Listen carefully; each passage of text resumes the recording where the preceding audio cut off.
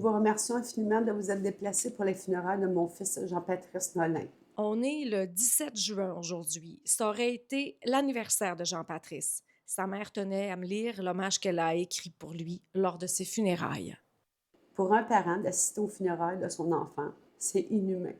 Dans la jeune vingtaine, Jean-Patrice a survécu à un grave accident. Il a été heurté comme piéton par un automobiliste et a subi un traumatisme crânien. Il n'a donc jamais plus été le même. Puis il voulait travailler, puis il pouvait pas travailler. Il est devenu invalide et s'est mis à consommer aussi de la cocaïne. Tu sais, je pense pas que c'était de façon récurrente à tous les jours. Il n'aurait pas été capable de s'occuper de sa fille, il n'aurait pas été capable de venir nous voir. Le soir du 18 juillet 2024, il est allé rencontrer une fille dans un restaurant. À son retour, il a consommé sa drogue. Il devait aller chercher sa fille, puis là, Mélodie, que la maman a essayé de le contacter vers 7 heures le matin, puis elle n'a pas été capable de le rejoindre à plusieurs reprises. Donc, au courant de l'après-midi, elle a décidé d'appeler ma mère. Elle est allée chez JP, puis elle l'a trouvé sur le divan, étendu. La coroner, maître René Giroux, conclut qu'il ressort clairement de ce triste événement que la drogue consommée par M. Nolin était contaminée par du protonitazène, connu pour être un dangereux opioïde hautement toxique.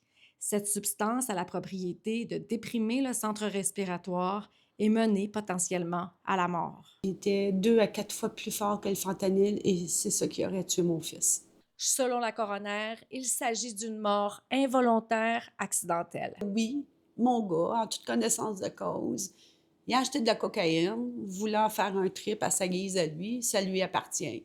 Mais il n'a jamais commandé d'être mort après cette consommation-là. Donc, je vois ça comme un meurtre. Combien de personnes, surtout les jeunes, vont devoir mourir avant que quelque chose soit fait pour ça? Si tu étais un vendeur, bravo, tu as eu ton argent pour ta drogue, mais les dommages que ça cause, là, tu peux pas imaginer. Le service de police de l'agglomération de Longueuil confirme que le dossier est toujours sous enquête. Nous en sommes toujours à investiguer la provenance des substances. Mais cette personne-là, ce qu'elle a fait, elle m'a enlevé mon fils. Elle a enlevé le petit-fils à mamie aussi. Elle a enlevé un papa. Donc, je veux pas du mal, mais je veux qu'il paye pour ce qu'il a fait. Parce que je veux que ça s'arrête. Je suis une maman, comme probablement bien des mamans ont peut-être déjà subi la perte d'un enfant à cause de cette drogue-là. Puis, on se sent impuissant. Les experts du réseau de la santé se sentent eux aussi impuissants. Ils voudraient par exemple qu'il y ait davantage de trousses de naloxone dans l'espace public, qu'on éduque mieux la population sur la consommation illicite pour faire tomber les tabous et même qu'on décriminalise. J'ai voulu avoir cette discussion-là avec le ministre Lionel Carman, mais il a refusé ma demande d'entrevue et m'a plutôt envoyé cette déclaration écrite. Depuis 2018, nous en sommes à la 2e stratégie nationale de prévention des surdoses. Plusieurs initiatives ont été déployées depuis, telles que des campagnes de sensibilisation, l'accès élargi à l'analoxone dans les pharmacies, ainsi qu'une bonification du soutien financier aux sites de consommation supervisée.